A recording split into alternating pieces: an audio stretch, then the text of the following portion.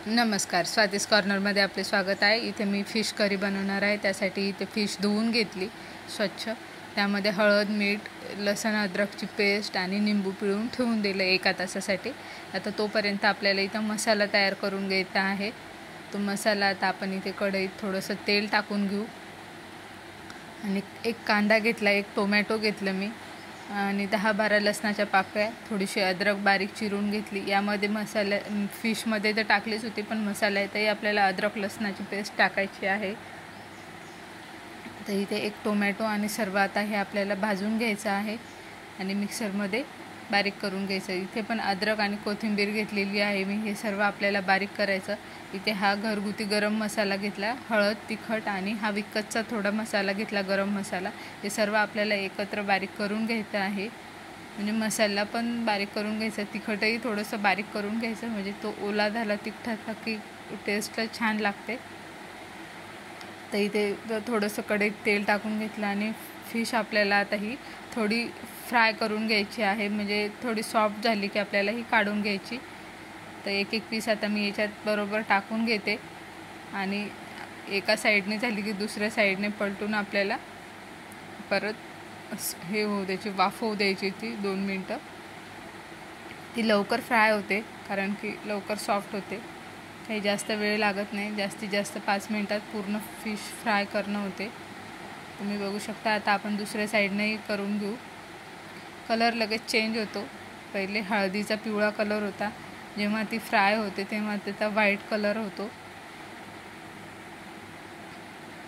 आणि आता ही आपल्याला झालेली आहे का हे कसं कळणार, तर इथे मी 1 तुकडा पाडून दाखवते तुम्हाला, तेव्हा आपल्याला कळेल। बघा, हे पटकन तुटला गेला हा तुकडा, म्हणजे हे झालेला आहे। आता ही फिश आपल्याला काढून घ्यायची आहे।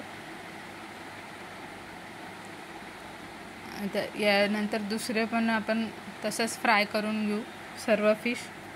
आता काढून घेतलं, त्याच कढईत मी परत तेल टाकणार आहे, कारण की दुसरं नाही करायला पुरत। जे भांडे आपले आहेत ते त्याला वापरायला पुरतात।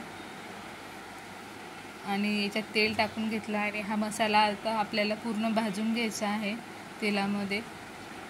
मी याच्यातच कोथिंबीर वगैरे टाकलेलं होतं, जिरंही होतं याच्यातच, कारण की ते लसूण आणि कांदा भाजतानाच त्यामध्ये मी जिरं टाकलं होतं, ते तुम्हाला सांगायचं राहिलं, सॉरी। त्याच्यामुळं मी आता इथं या तेलामध्ये काही बाकीचं टाकलेलं नाही आहे फोडणीमध्ये। आणि इथे आता आपल्याला हे पूर्ण भाजून घ्यायचं आहे। जोपर्यंत या मसाल्याला तेल सुटत नाही तोपर्यंत पूर्ण आपल्याला भाजून घ्यायचं आहे। आता अशा प्रकारे आता आपण पूर्ण मसाला भाजून घेऊ। आणि माझे व्हिडिओ कसे वाटतात ते कमेंट करून नक्की सांगा मला। इथे बघा तेल सुटलेलं आहे। आता आपला मसाला भाजलेला आहे पूर्ण। याच्यात आपण तिखट टाकलेलं आहे, परत याच्यात आपण तिखटाचा नंतर शेवटी तडका देणार आहोत। तर इथे आता पूर्ण ही फिश टाकून घेते मी। थोडी म्हणजे मुलांसाठी ठेवत आहे फिक्की, कारण की मुलं तिखट खात नाही आणि आमच्याकडे पाहुणे असल्यामुळे ती जास्त तिखट केली होती मी, कारण की झणझणीत खाणारे असले की त्यांना झणझणीतच लागते। इथे आता थोडं मी हे कोमट पाणी, म्हणजे थंड पाणी नाही टाकलं, मी गरम पाणी एका गंजात करून ठेवलं आणि ते थोडं थोडं टाकणार आहे याच्यात। जवळपास आता याचा अंदाज मला, म्हणजे जवळ अर्धा किलो फिश होती वाटते, आणि मी याच्यात 1 ते 1.5 ग्लास पाणी टाकलं।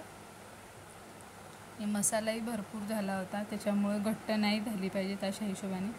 पहिले थोडं मीठ लावलेलं होतं, परत पण मसाला आणि भाजी तिखट असणार आहे म्हणून मी थोडंसं परत मीठ टाकते याच्यात। आता या भाजीला उकळी आणायची आपल्याला, हळूहळू उकळी येते। आणि याच्यात तडका पण टाकून घेतला होता मी। उकळी आल्यावर आता पूर्ण आपल्याला भाजी दिसेल। खूप छान झाली होती, सर्व म्हणजे स्तुती करत होते। मी पहिल्यांदा फिशची भाजी केली होती, नक्की ट्राय करा तुम्ही, खरंच चांगली झाली होती आणि यूट्यूबवरूनच पाहून केली होती।